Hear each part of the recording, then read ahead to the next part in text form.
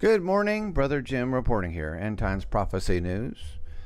Breaking news, we had an earthquake, and it's a big one. A magnitude of 6.1 earthquake has struck off the coast of the Philippines, according to reports on Wednesday evening. Here's a picture of it.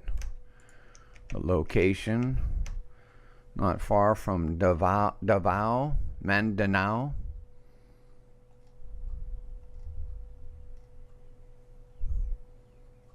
Here it says it's a 6.2. Please share and pray. Hillary just said it's war.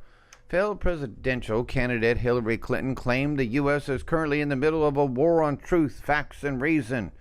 Yeah, because the left has gone wacko in this country ever since President Trump won the election. Fox News reports Hillary Clinton said Wednesday night that the U.S. is witnessing an all-out attack on our core values of democracy. Certainly not the core values of decency or morals, but of democracy, she says, in what appeared to be the latest in a series of criticisms of the Trump administration. No, the criticisms are mainly about you and your ilk. Obama, deep state, and George Soros and all the elites. The former Democratic presidential candidate was giving closing remarks at the annual Vital Voices Global Leadership Awards in Washington, D.C. The awards honor women leaders in human rights, economic empowerment for women, or political reform. Empowerment for women, but not God's power for you and I. Atheists, you know. Though Clinton did not mention Trump or specifically reference his administration, she lamented, "We're seeing a retreat from the commitment to embrace women's advancement as an objective of U.S. foreign policy." Propaganda machine. I don't think it's a coincidence that at the same time we are witnessing an all-out attack on core values of democracy. Once again, free speech and the rule of law. Free speech, yeah, that's being stifled by the left, which is you. But we always know that the left blames the right on what you do. A war on truth, facts, and reason. So women's voices have always been vital, but never more so than right now. And you guys are losing. The left. IRS finally is being held accountable for Tea Party targeting. The AP is reporting the IRS has to pay $3.5 million to Tea Party, other conservative groups. Well, praise the Lord for that. Again, you're losing, left.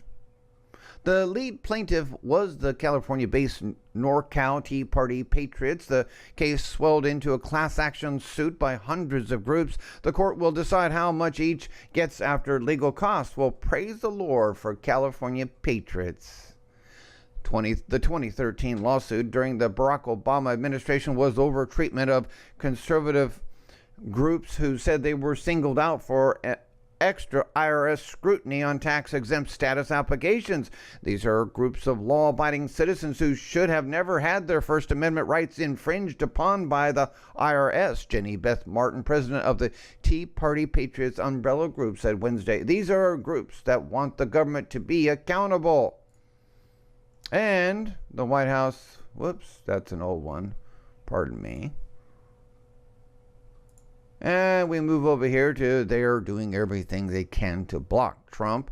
The Democratic-led states have joined forces to do whatever they can to block the Trump administration. They want to prevent the administration from adding a citizenship question to the census. This is big. Why? Because this citizenship question is going to run off a lot of the Dems' votes. It's another brilliant shot of truth. 18 attorneys general, 6 cities sue over Trump administration's plan to add a citizenship question to the 2020 census. And all these are what? Swamp creatures. Partisan politics, attorneys general. 18 state attorneys general and 6 cities sued the Census Bureau and Commerce Department Tuesday over the Trump administration's plan to add a citizenship question to the 2020 count of the nation's population. How dare you ask if we are citizens? We'll vote even if we come from Iran or whatever, North Korea.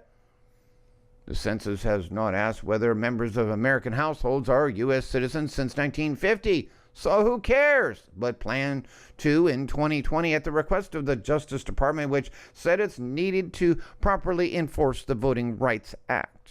That's right, to say the least. The plaintiffs, led by New York Attorney General Eric Schneiderman, saw an ulterior motive. I see an ulterior motive with you, Eric Schneiderman, a long time ago. And the DNC official just called it quits. A DNC official has called it quits after uttering the words colored people. This is what political correctness has turned into. From Politico in Miami, a Florida Democratic National Committee member who offended African Americans for using the phrase colored people resigned his office Wednesday as the state party chairwoman and other officials called on him to quit, echoing the comments of his own wife, the Democratic Party chair in Duval County. I misspoke and used language that was hurtful. I apologize and pledged that I would learn from my mistake, John Parker said in a letter to local, state, and national officials that tendered his resignation as the Duval County Democratic State Committee men and a DNC member from Florida. Listen to this. I understand my error perpetuates divisiveness and does not allow us an opportunity for the important types of meaningful discourse, a conversation our party must engage in sooner rather than later, that help us grow as individuals and a party protecting the dignity of all people. Parker had said he meant to say people of color instead of colored people. What's the difference between people of color and colored people? Nothing! But that's what political correctness has got us. The Dems destroying the Dems with their own political correctness. Don't you just love it? And eventually apologized for his offhanded remarks January 22nd after a local Democratic Party meeting in Jacksonville, Florida. I am confident that a full investigation would have shown that I erred with my mouth, and on my mouth I should have said colored people instead of people of color. If you dare put that color before the people, or people before color, I don't know, I can't remember now, I'm lost. I'm in trouble. Did you ever hear of anything so stupid? For he satisfieth the longing soul and filleth the hungry soul with goodness. Such as sit in darkness and in the shadow of death, being bound in affliction and iron, because they rebelled against the words of God and contemned the counsel of the Most High. Therefore he brought down their heart with labor. They fell down, and there was none to help. Then they cried unto the Lord in their trouble, and he said, save them out of their distresses. He brought them out of darkness and the shadow of death, and brake their bands in sunder. Oh, that men would praise the Lord for his goodness and for his wonderful works to the children of men. For he hath broken the gates of brass and cut the bars of iron in sunder. You notice it says right there, cut the bars of iron in sunder. Well, what does it say that Donald Trump, which is Cyrus, does in Isaiah 45? It says, I will go before thee and make the crooked places straight, and I will break in pieces the gates of brass and cut in sunder the bars of iron. Thank you for listening. Ladies and gentlemen, I have a very important announcement. Would you like to see most of your illnesses go away? Let me introduce you to the Water Smacker.